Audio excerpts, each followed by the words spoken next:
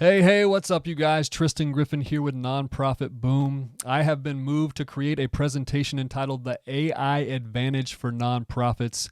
I think AI is here whether we like it or not, and it's something that nonprofit leaders need to be adopting to keep up with the pace of what's going to happen in our world over the next 2 or 3 years. I was at a presentation or a seminar 2 weeks ago listening to some AI experts and people who have already been adopting AI for many years and are on the cutting edge of all of this.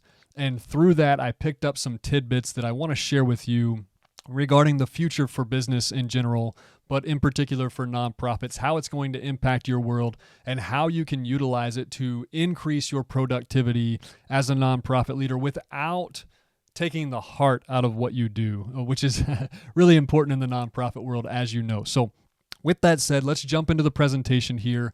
I'm going to be short and sweet with this thing, but again, it's packed full of really incredible information that I think will help a lot of you along. And for those of you that are already AI, proficient and really, really good at it, you're probably just going to pick up a few things here. But for those of you that are just trying to figure it out, you just started playing around with AI and all of that, I think this is going to be a great presentation for you, a real eye-opener to help you continue to travel down the path of adopting AI into what you do. So with that said, let's just jump right into this thing. The first shift that I'll have you make is this. And this is just a truth that again, whether we like it or not, I believe it's true. Nonprofits that use AI will outpace those that don't.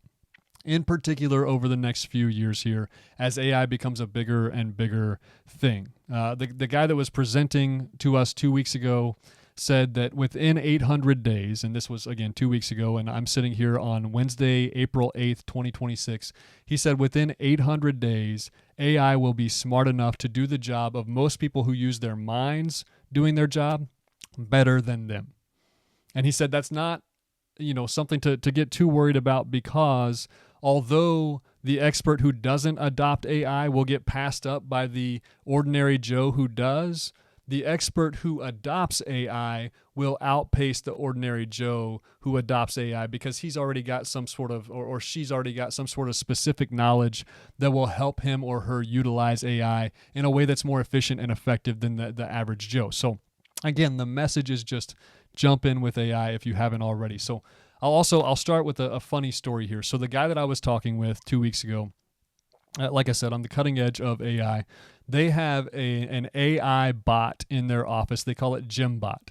And this is a computer with a microphone and a speaker that it can speak through. And when you're walking through the office, it'll just start talking to you.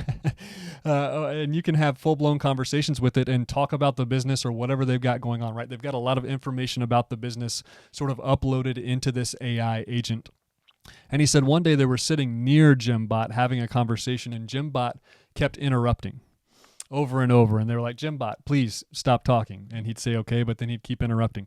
And so eventually they got tired of it, and they went over to GymBot and they disconnected his microphone, thinking, okay, GymBot won't be able to hear us, so he'll stay out of the conversation. Well, GymBot, what he does is he rewires to another microphone, picks up their conversation, and jumps back into it. Again, funny story, but a great way to sort of illustrate how far AI has come. It is problem solving at an incredible level nowadays. And so the point again being, AI isn't coming, it's here, right? It's here.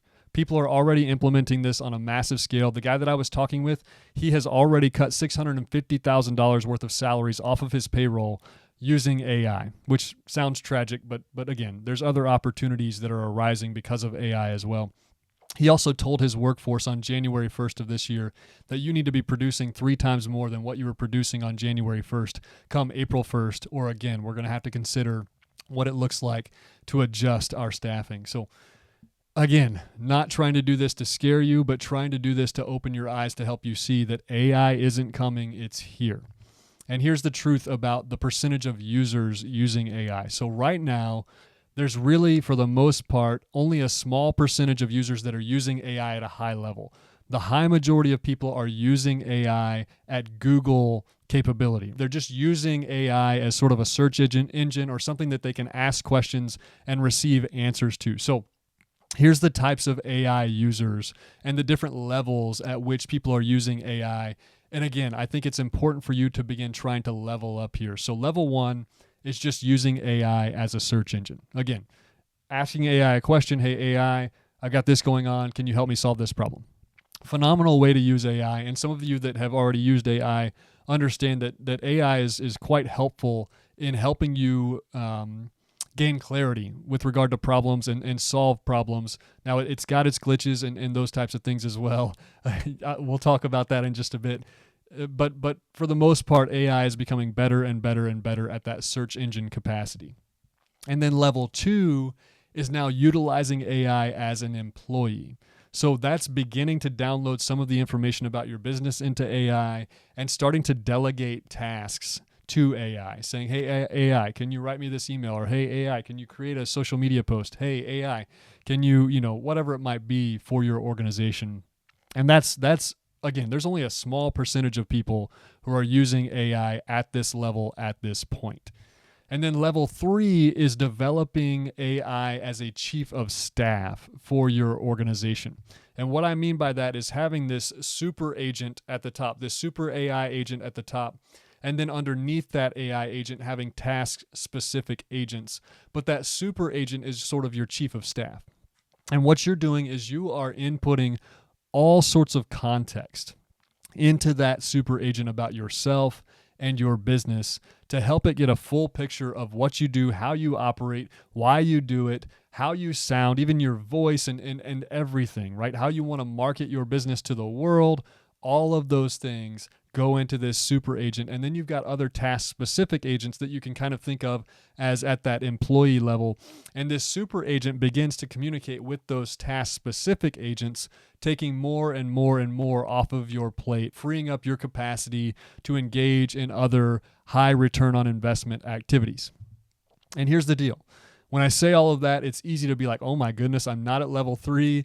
I'm going to get lost in the shuffle. It's so not true. You're not early to the game, and neither am I, but you're not too late. We're talking about a technology that has only began to really take over the world in the past 2 or 3 years. And it's something that's coming on fast, but to jump in now, start playing with AI, start leveling up, you're going to be ahead of the curve of a lot of people who aren't doing that. So I want to encourage you, you're not too late on this thing, and you don't have to go from level 1 to level 3 overnight. It's a process. It's a continuous process of continuing to input information into AI, helping AI get to know you and your nonprofit, and then leveraging that, again, to create more capacity for yourself and others within your organization.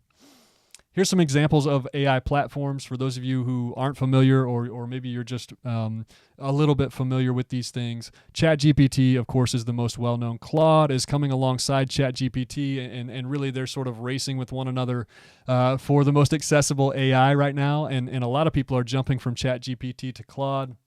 Manus, the way that this has been described to me is it's like your drunk cousin who will do anything for you. So it has fewer restrictions, it sounds like, than Claude and ChatGPT. I don't have a ton of experience with Manus. I stick to Claude and ChatGPT a lot. But I'm getting into some co-work stuff and whatnot too. But and then Gemini, right? You'll recognize that from Google. And the list, it goes on and on at this point. All sorts of different AI platforms are popping up, and different businesses are developing their own AI platforms and so on and so forth. It's not important that you familiarize yourself with every single platform. What's really important at this point is to pick one and dive in deep with it. Just start playing around with it. Start asking yourself the question, or here's what I'll say. Operate with this in mind. AI can do it, and then let AI prove you wrong. So just start throwing stuff at AI, see what it can do, and continue to test those bounds as you move forward. Okay, and then when it comes to working with AI, there's an important rule for you to understand. It's called the 10-80-10 rule. Some others have different numbers there, but the importance is that you get the idea of the rule. So the first 10% of the work is what you input into AI, right? This is your prompting of AI. This is all the context that you give AI. And it's the problem that you give AI to solve. And then the next 80% is when you say, all right, AI, go do your thing, work on this, start solving this problem. And that's where AI does 80% of the work. And then AI comes back to you with its product or its solution to the problem. And that's where you spend the last 10% polishing that. Again, sometimes AI can be a little bit robotic, or it can miss some details, at least at this point. So you got to go back in and sort of proofread and inject your voice into things and those types of things as well. So as you think about working with AI, this is really how you can think about it. And if you think about it that way, then you realize this shift. You realize that input and prompting becomes the real skill as we move forward into the future. Those who can explain clearly to AI the problem that they want AI to solve, and who can provide all the context necessary for AI to do a great job in solving that problem, are the ones who are going to put themselves ahead of others. And because you'll notice, if you've already played around with AI, you'll notice that if you don't put in a quality input, it's not going to provide you with a quality solution. And so again, you have to become really good at your inputs and prompting. And then of course, there's also the skill of polishing on the back end. But the better you do with input and prompting, the less polishing you have to do on the back end. So again, this is the skill that's going to become more and more necessary as we move forward. Who can prompt AI the best so that AI spits out a good product with them in a quality amount of time, and so on. So as we talk about inputting being the big real skill moving forward, we have to ask the question, what do I input into AI? And so I'm going to give you 3 things here that you input into AI on the front end, right in that 10% before AI does the 80% of work. Number 1, you tell AI what type of output you want. You've got to tell it the end goal. Here's what we're trying to do. AI, can you help with this? And again, the more content you can put in there to really help AI wrap its mind around that output, the better off you're going to be. And then you want to put in context. Okay, so we've got this problem, X problem, but here's all the context and all of the factors and circumstances and everything going into this problem. And on top of that, I need you to do it within these parameters, and so on and so forth. So again, you're starting to build out more and more context for AI so that it better understands the output that you want it to produce. And then lastly, you want to start inputting your voice into AI. And this is helpful if you have any sort of speaking that you've done or recording you've done on video. If you'll take a transcript from a few of those, and as you go, just keep pumping transcripts into AI and say, hey, AI, I want to create a voice document or a voice brain for you so that you understand how my voice fits into all of our outputs. That will start to give AI an idea of how you communicate and how you say things, because it can give you radically different outputs based on how it thinks you might word something or say something or organize something. So again, these 3 inputs are really important. And then if you want to take it to that level of sort of chief of staff, before you input all of those other 3 inputs, you can start inputting these 3 inputs. So what we would call organizational context into AI. You can help AI understand, what is your nonprofit business model? What is your mission? What is your ideal donor? Who are the people you serve? And then we talk about operational context. We're talking about your priorities, your current projects, who your team is, your staff, all of that. And then when we talk about decision context, we're talking about your values and your frameworks and your past decisions. So if you're uploading all of this into AI on the front end, which again, this doesn't have to be done overnight. A lot of times this is done over time as you continue to work with AI. So again, don't feel like, oh my goodness, I've got to input all of this now before I even get to the situation where AI is solving problems with me. No, don't worry about that. Input it over time. But the point being here, the more that AI gets to know you and your nonprofit, the better its outputs will be for you. So the more information you can get in there and give it, the better off you're going to be. And so what does this mean for the nonprofit world? What does it mean for fundraising? Here's what I'll say. The basics of fundraising are the same. They're never going to change. It's all about human connection. It's all about relationship. It's all about trust. People give to people they know, like, and trust. It's all about helping people feel seen, heard, and understood. All of those things. The heart behind fundraising stays the same. But because of AI, how to get there is changing. So again, fundraising is still all about relationships, but relationships go deeper with more communication. Does that make sense? So what we're going to talk about here, I'm going to do a quick example for you of how to utilize AI. I'm going to pull over ChatGPT here, and we're just going to pop in with a donor email. So I'm going to say, hi, Chat. I need to write an email to a potential donor for my nonprofit that employs people with disabilities on a regenerative farm in Northeast Ohio. I'd like to keep it short and sweet, but I'd also like to include this testimonial from one of our employees. Farming with friends has changed my life. It gave me a place where I belong and feel as if I'm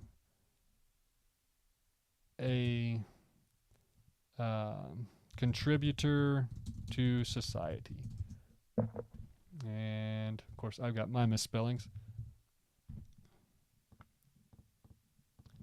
Additionally, I'd like to invite this donor to meet in person to get to know one another more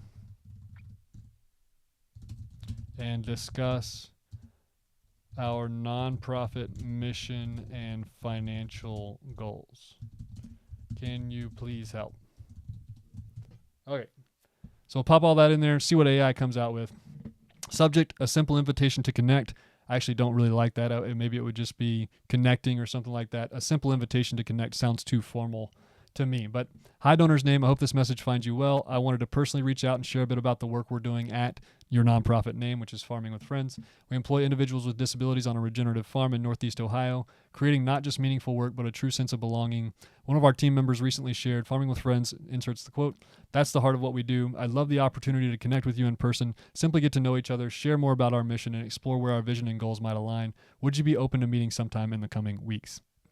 A really well-crafted email, minus, again, a few polishing changes that I would make. But boom, it's like, bam, I've got that email right now. I don't have to sit here and think about what to write. And that's plug and play, right? So I don't have to just send that to one donor. I can send that to multiple donors by just simply copy and pasting. And again, super simple task. We're not changing the world here with what we did. AI is capable of far more than that. But again, I just wanted to show you real quickly what it looks like. I mean, we did that in under a minute to pop out a quick donor email and be able to just copy paste and crush, donor emails for the next 30 minutes. Okay.